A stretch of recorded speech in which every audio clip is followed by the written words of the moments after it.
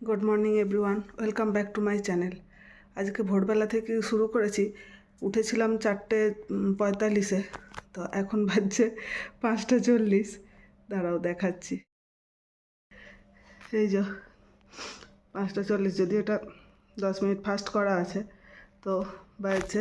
এবার আমার ঘর মোছা হয়ে গেছে, সব ঘর কমপ্লিট করে ফেলেছি, শুধু এইটুকু জায়গা বাকি আছে, এখান থেকে বাথরুম পর্যন্ত। এটা মুছলেই হয়ে যাবে, এরপরে স্নান করতে হবে। চলো তার আগে গিজারটা অন করে দিই, জলটা ততক্ষণ গরম হতে থাকুক।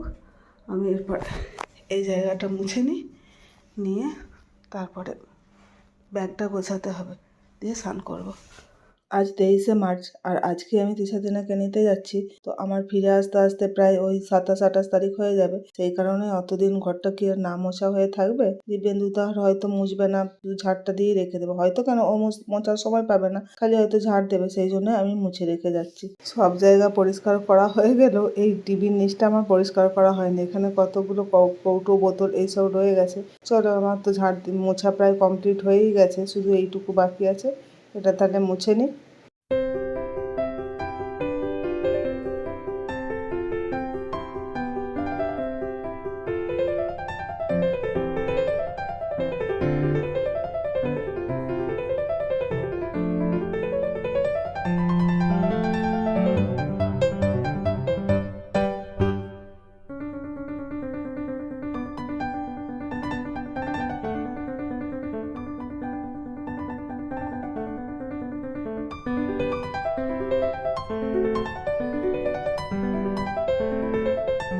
এই তো এখন মোছা হয়ে গেছে। এরপর চলো নাতা বালতিটা ধুয়ে নিই, আর এই বাথরুমটাও পুরোটা ধুয়ে দিই, কারণ এই নাতার জলটা তো ফেললাম, এই জলটাতে তো বাথরুমটা অনেকটা নোংরা হয়ে গেছে। একবার এখানটা ধুয়েই দিই।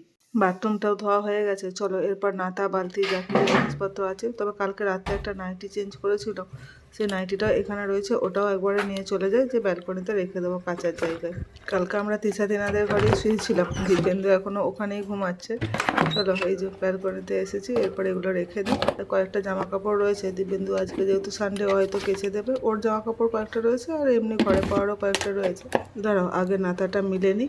আমিই বলেছিলাম যে আমি জামা প্যান্টগুলোকে কেচে দিয়ে যাব, তো বললো না, আমার তো আজকে রবিবার, মানে কালকেই বলেছিল, কালকে তো রবিবার, আমি ছুটি আছে, আর আমি একা ঘরে বসে বসে কী করবো, তাহলে আমিই কেচে নেবো, তোমাকে আর ওটা কেচে দিয়ে যেতে হবে না। এই যে দুটো নাতা রয়েছে, এই নাতা দুটো কাচবো, মানে সার্ফ দিয়ে একটু ভিজিয়ে রেখে ব্যাগটা গোছাবো, তারপরে কেচে নেব।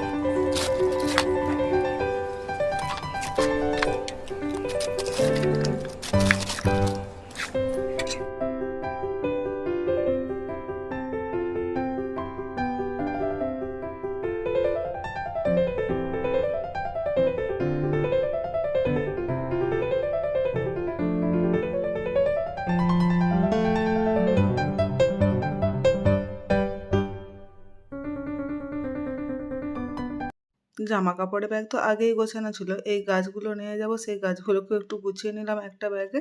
এরপর চলো তারা একটু জল নিয়ে নিই, ওই ব্যাগটার মধ্যে নিয়ে ভাবছি ওর মধ্যে একটু খাবারটাও নিয়ে নেবো, কারণ গাছগুলো তো আমার কাছেই রাখবো, পায়ের কাছে, না হলে তো ওটা ওপরে বা অন্য কোথাও ডিগিতে তুলে দিলে তো ওটা নড়ে বা ইয়ে হয়ে পড়ে যাবে, তাই ওর মধ্যেই আমার খাবারটাও নিয়ে নেবো, তাই জলটা ওর মধ্যে নিয়ে নিচ্ছি। চলো এরপর সোফাটা একটু পরিষ্কার করে দিই, তারপরে গিয়ে স্নান করতে যাবো। তার আগে আবার ওই নাতাগুলো কেচে দিয়ে যেতে হবে।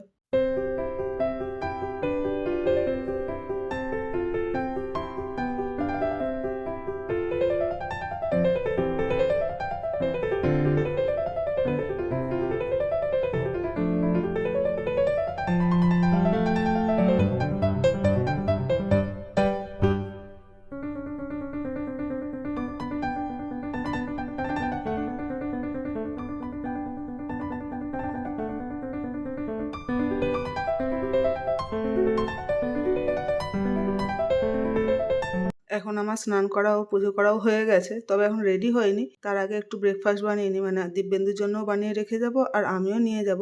আমি স্যান্ডউইচ বানিয়ে নিয়ে যাচ্ছি। তিশাতিনা স্যান্ডউইচ খেতে খুব ভালোবাসে, তাই একটু আমি বেশি করে নিয়ে যাব। আমি গাড়িতে খাবো, তারপরে যেটা থাকবে আমি ওখানে যাওয়ার পরে ওরা নিয়ে খাবে। আমার কত কাজ হয়ে গেল, ঘর মোছা, স্নান করা, পুজো করা, ব্যাগ গোছানো।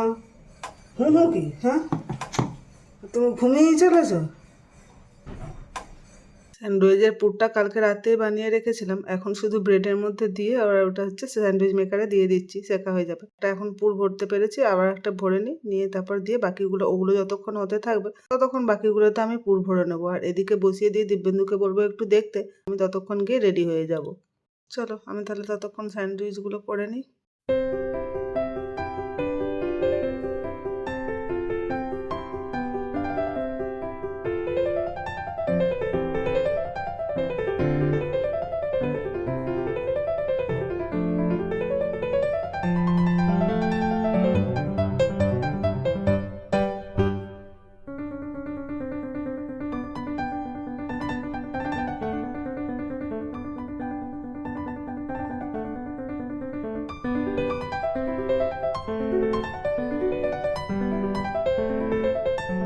দেখো আমিও রেডি হয়ে গেছি, সব কিছু গুছিয়ে নিয়েছি। এবার দিব্যেন্দু আমাকে দিতে যাবে বাস স্ট্যান্ড পর্যন্ত, তাই জন্য হেলমেট পরে নিয়েছি। চলো আমি এরপর চাবিগুলো নিয়ে নিই আমার ব্যাগে, আমার যেগুলো নিয়ে যাওয়ার, কারণ আমি যেদিন ফিরবো সেদিন তো দুপুরবেলায়, মানে দিব্যেন্দু তখন তো অফিসে।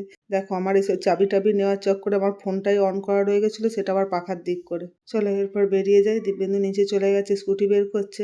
আমি এরপর ব্যাগপত্র নিয়ে নিচে যাই।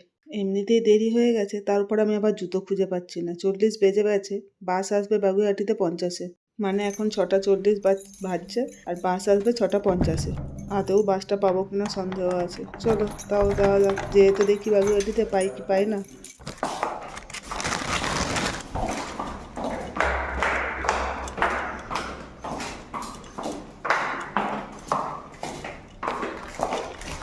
এখন বেরিয়ে গেছি, চলো তাহলে যাওয়া যাক। বাসটা পাই কিনা দেখি, বাসে উঠে তারপর তোমাদের সাথে দেখা হবে।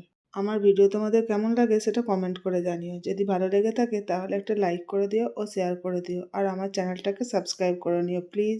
যদিও দিব্যেন্দু অনেকটা স্পিডে গাড়িটা চালিয়ে এসেছে, তারপরে গিয়ে বাসটা ছেড়ে দিচ্ছিল, আমি তখনই গিয়ে পৌঁছেছি। আবার হাত দেখাতে গিয়ে বাসটা থামলো, আমি বাসে এখন উঠে গেছি। আজকে 12 দিন পর তিশাতিনাকে দেখবো। বাস থেকে নেমে গেছি, এরপর হাঁটছি, দেখি তিশাতিনা নিচে আসে।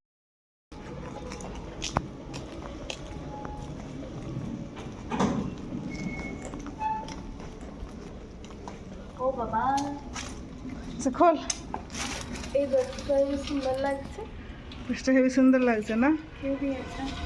পাপা শুধু মামি মনের ড্রেস কিনতে গেছিলাম যেদিন, সেই দিন। দিদিভাই কি পরে আছে নাকি? হ্যাঁ, দিদিভাই কি ঘুমাচ্ছে? না না, তাহলে কি ফোন করছে? দেখছে। ফোন দেখছি। দেখি একটু হামুদে লিপস্টিক লাগিয়ে এই গালটা দিন। না দরজাটা বন্ধ করে দাও। আমাদের মুভিও শেষ হয়ে গেছে। হেবি ভালো মুভি ছিল। আর কাল কি কখন হবে? বারোটার সময়। বাস বাস বাস, এতটা লাগাতে হয় না। তুই কপসিবলটা লাগালি না যে? বড় দিন পর আমি আমার ছানাটাকে দেখছি।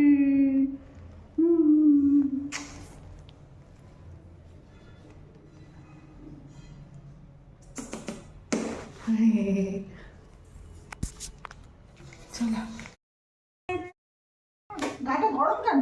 বডি হয়েছে বলে? দেখো, এই ড্রেসটা তো হেভি। এটা মামির মনের ড্রেস যেদিন কিনতে গেছিলাম সেদিন তো এটা কিনলাম।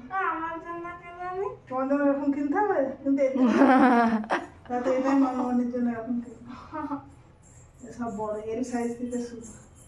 আর কবার বডি যাবে? 6 বার। 6 বার গেছে তো, আর কবার যাবে? 6 বার। আরো 6 বার যাবে? এমন করে পড়ে যাবে। যা পেটে আছে অর্গান টর্গান সব বেরিয়ে যাবে। দেখ, ওর গালেও দেখবে। মোটা বড়। ও প্রথমে গেছে আমি দেখতেও পাচ্ছি না। দুটো আমারও দুটো। বড় তিনটে, তোমারও তিনটে। চারটে দাও আমাকে। Extra দিতে হবে? না না না দেবে না। না, পাপাকে ফোন কর। মানে আমি পৌঁছে গেছি সেটা দিব্যেন্দুকে জানানো হয়নি, তাই জন্য ওদেরকে বললাম চল পাপাকে ফোন কর। 12 দিন পর মেয়েদের সঙ্গে দেখা হলো বলে কথা, এখন একটু আদর, অনেক গল্প এইসব তখন চলতেই থাকবে। ভিডিওটা তাহলে আজ এই পর্যন্তই, দেখা হবে নেক্সট ব্লগে। ভালো থেকো সকলে, টাটা।